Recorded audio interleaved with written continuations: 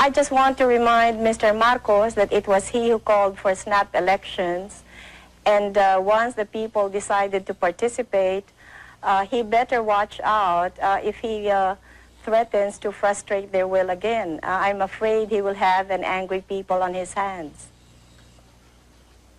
Mrs. Aquino, you keep making what sometimes sound like veiled threats and sometimes not so veiled. What do you mean he'd better watch out? Well, all along I have asked the people, you know, not to engage in any violence. And so far they have listened to me. And if you may recall, just after my husband was assassinated, I did go on radio in our country, and I asked the people, you know, to observe peaceful means and not to resort to violence, and they did obey me. But this time, they have a greater stake in this. It's not just Cory Aquino, but the future of our children and our children's children. So if they think that they have been cheated out of an election, I'm afraid they might not listen to me anymore if I still insist on going about this peacefully. Well, let me put it to you this way. You are running for president of the Philippines. You are putting yourself forward as the leader of your nation.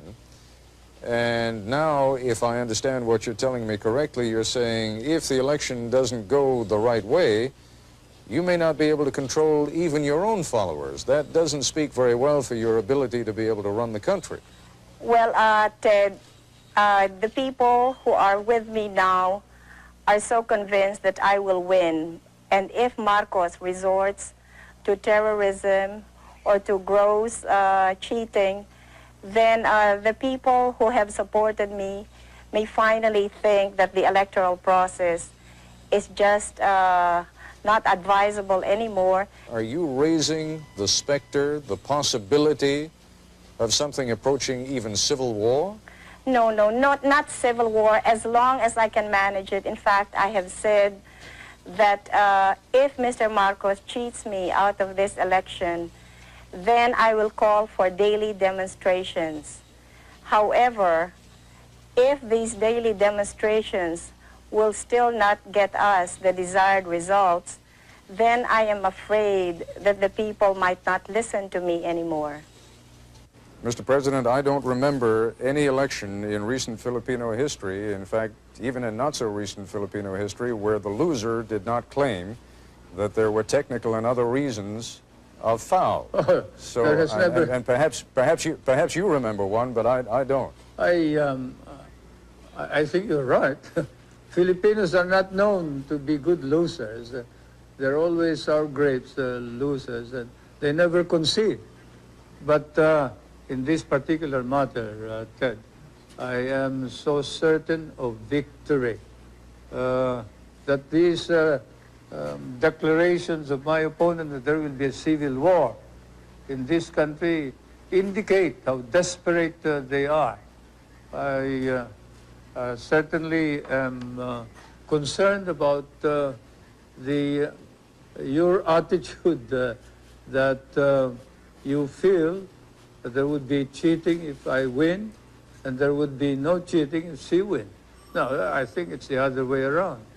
I realize it is a hypothetical question, but in every election, someone has to win, someone has to lose, and I wonder if you would address the hypothetical question, though. If you lose, will you stand down? I have never thought of it, but certainly if there is no question which nullifies the results of the election, as I said, I will perform my duty as president in accordance with law.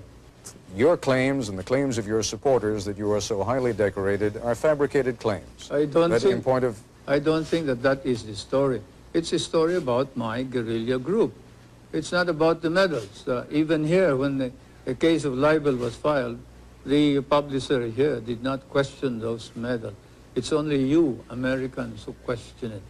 I am not going to degrade myself by talking about those medals. If the American government wants them back, they can have them back. It's a good thing that we did not burn them. It's a good thing that we did not burn them at the end of the war when you refused to give us our back salaries.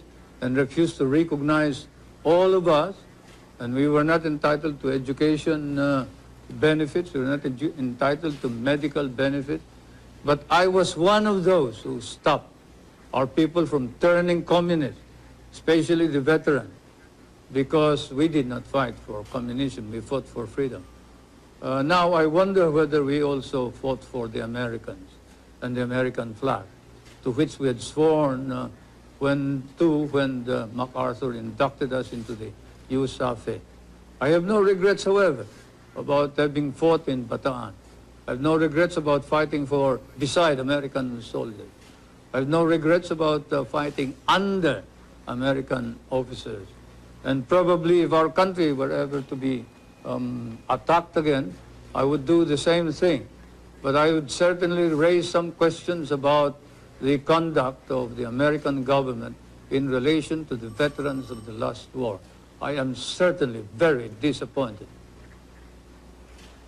Mr. President, the question is not raised about the courage of Filipinos who fought against the Japanese during the Second World War. But the question, as you know, and you know this is not something I'm making up, you have seen those newspaper articles yourself and you have seen some of the documents, suggests that the guerrilla group that you claim to have led, in fact, either did not exist at all or was just a tiny group that played no major role. Then why is it recognized by the intelligence officer of General MacArthur in a paper which is certified too by the head of the archives of the United States?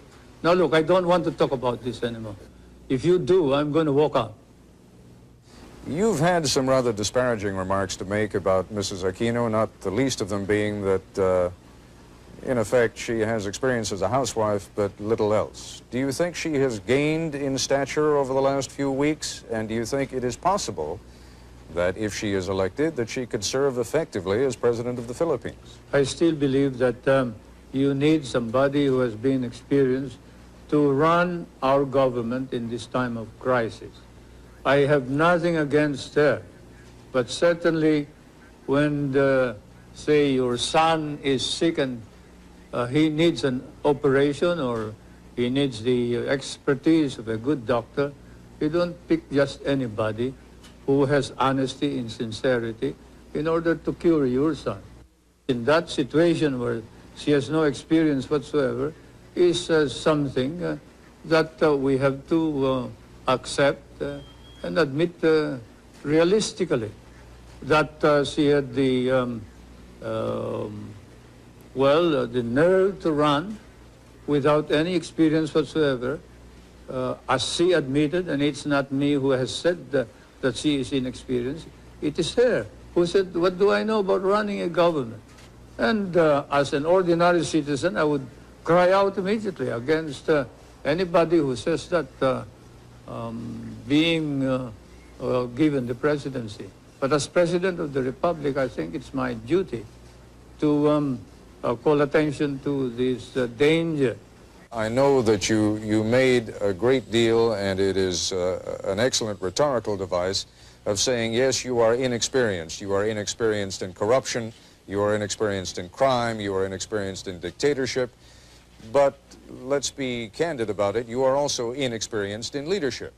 Now, there is a difference even between running a campaign as the widow of a martyred and beloved leader and running a country that is, as you yourself have pointed out, in a great deal of trouble. To those who are neutral about you, what do you say about your lack of experience? Well, more than experience, I think it is credibility that counts.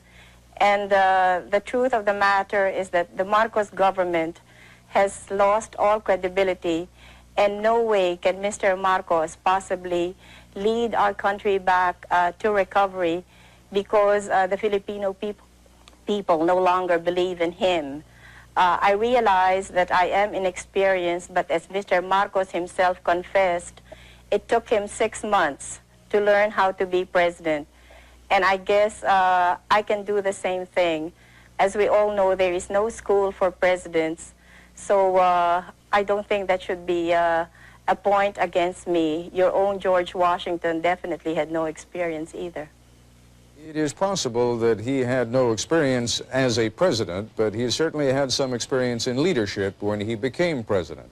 And you are trying to become now the leader of a fractured country, the leader of a country that has enormous economic problems, the leader of a country that is rife with corruption, as you yourself have said, the leader of a country that has so many problems that one wonders how even the most experienced leader would be able to take care of them. I don't mean to harp on it, but it is the central issue of the campaign against you. And what I would like you to focus on for a moment is not you simply as an alternative to President Marcos, but you on your own merits. I realize how many people may think that I am not, the perfect solution to everything, but let's just say I am the best available solution to our problem. There are a great many people within your own coalition, within your own party right now, who see you as a useful device for getting rid of President Marcos, but who may have plans of their own for then shuttling you aside and, having used you, then taking over power themselves. How would you prevent that from happening? Nobody can use me, and I showed this very clearly when I insisted that I would be the presidential candidate. I mean, if people wanted me to defeat Marcos, they would have to do it my way. And you can ask the politicians, the leading politicians in the opposition, how I was able to get all of them to agree that I would be the presidential candidate and not anybody else. Otherwise, we would have had two candidates instead of just one. Again, Mrs. Aquino, the point I'm making is that I can see why they would be willing to stand aside for the immediate goal of getting President Marcos out of the way. But now we're talking about real power. Now we're talking about the power of governing and leading the Republic of the Philippines. And my question is, are you confident that you can continue to rule even when some of these people are going to be trying to take power away from you? Yes, I'm very confident of that because there were no deals involved when I ran for president. So nobody has a hold on me. I am my own person. I intend to continue being that kind of person. As I said, I don't owe anybody any favors. Let's talk for a moment about the kind of relationship that a government of the Philippines under Cory Aquino would have with the United States. What kind of a relationship would you want to have with the United States? Well, I would like to continue our friendly relations with the United States, and I see no reason why that cannot be so. In fact, I would like to strengthen those relations, and definitely we will be in direct dialogue with your government, so I really see no problems there.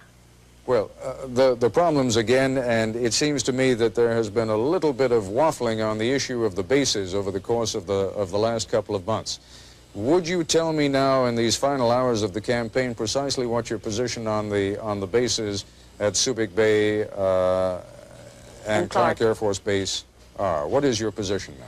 All right. I respect the military bases agreement, which will expire until 1991. And in the meantime, I will keep all of my options open. I know that no sovereign state can ever allow any part of its territory to be in the perpetual possession of a foreign power. And I think no ally of ours will be demanding this of me. I am not hearing from you the kind of reassurance that I think Washington really wants to hear. Now, obviously, you're under no compulsion to give it, but I wonder whether that is deliberate.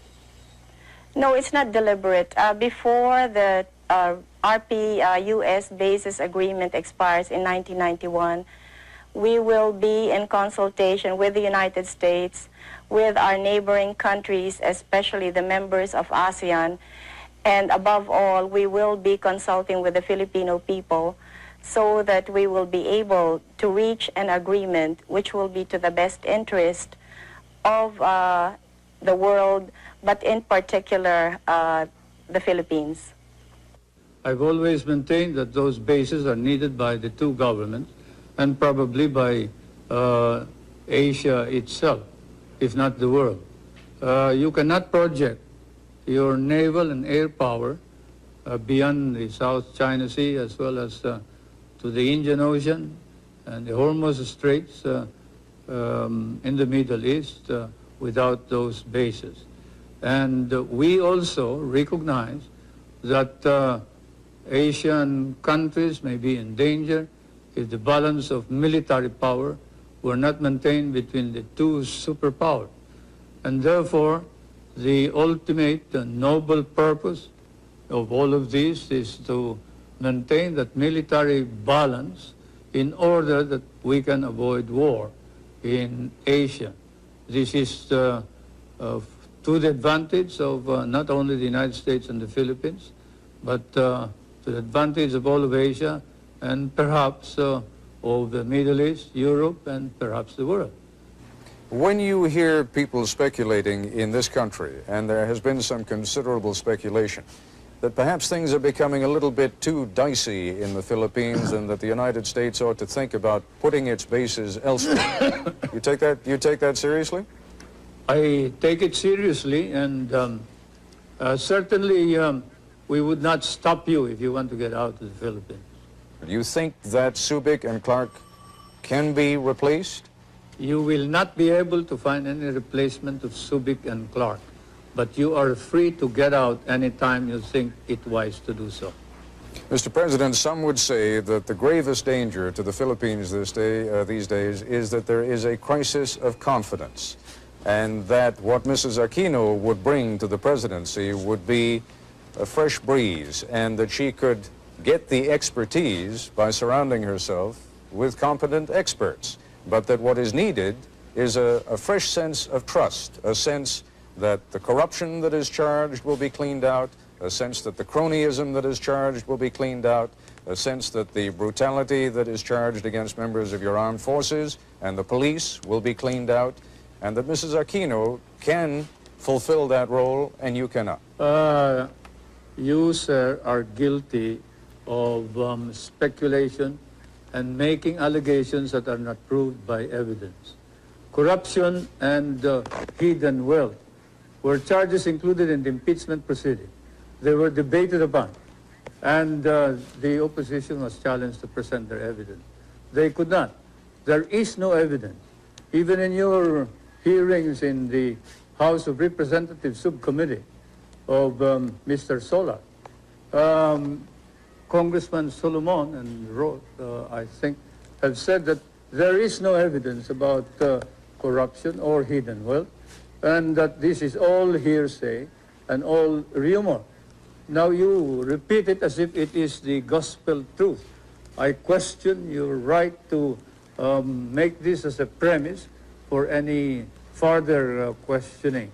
I must say that hearsay, rumors, speculation as a basis for a question by reputable newspapers and foreign correspondents should have no place in a society like ours.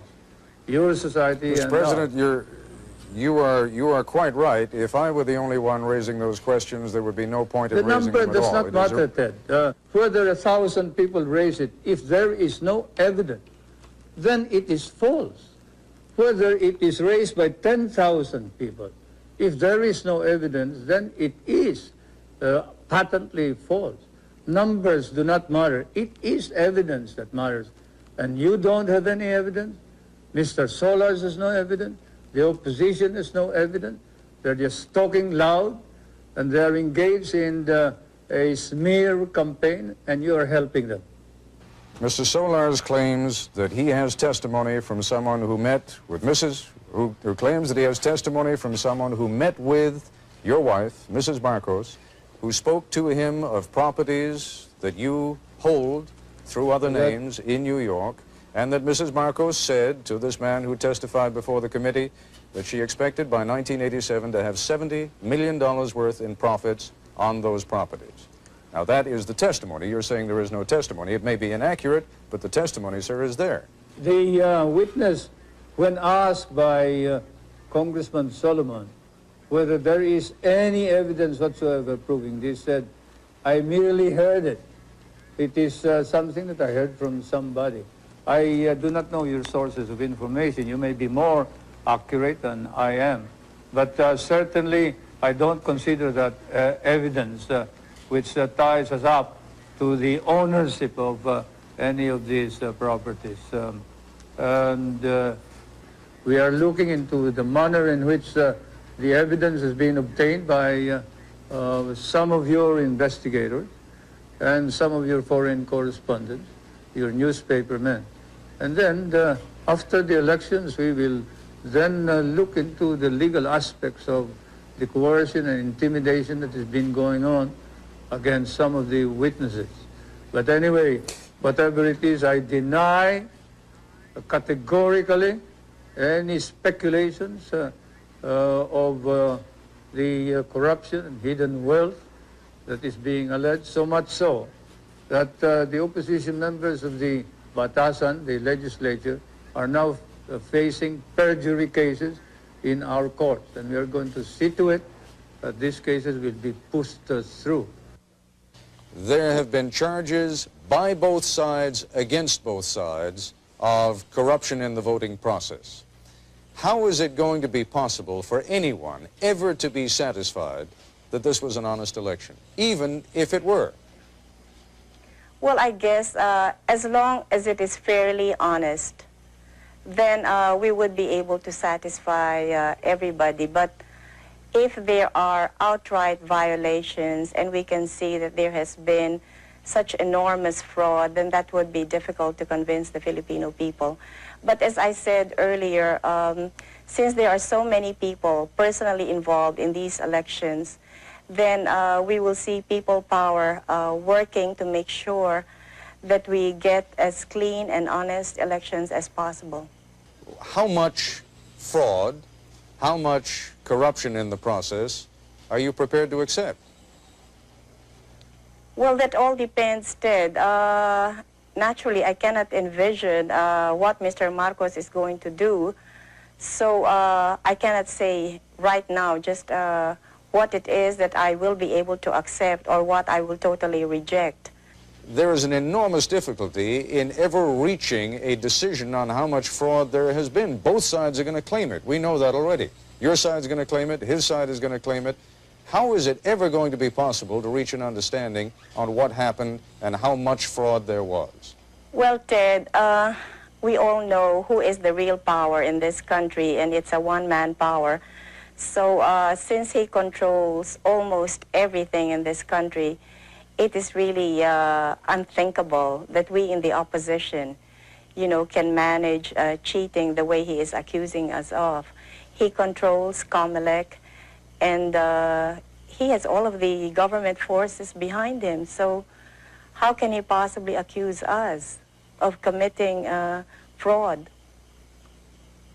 Well, if he has all the power, as you say, and if you already believe that he is committed to win this election by whatever means he can, then how is it possible that you're going to win? Well, as I've been saying all along, it's people power that has finally emerged in this past campaign. And there will be many of these people who will be poll watchers in the coming elections. So they will be guarding their respective polling precincts, and they will also be watching the tabulations.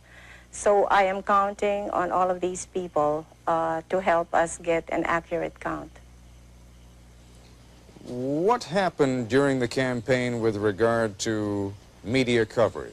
President Marcos has told me that you have certainly had access to the television and radio stations, and he denies categorically that you have been kept off. Well, you know, take for example the question of rallies, and ours last night, I don't know if you were given a minute or two, but normally all of President Marcos's speeches are covered in full. So I'll be lucky if I can have a sentence or two. We both addressed the Chamber of Industries, and his speech was covered in full. I think I had 2 sentences, which I was allowed to, well, which local television aired. Maybe I can refer back to my husband's own funeral, where the Filipino people saw nothing of my husband's funeral, but which was viewed throughout the world. So things haven't changed much since that time. And I'm really lucky if I can get my face on television. What they are doing to me now is that they use some of my video shots and they impose it on their on their commercials, and then they have somebody pretending to be me and, you know, talking as if it were Cory Aquino. And there's nothing I can do about it because all of media is, well, all of television is under the control of Mr. Marcos.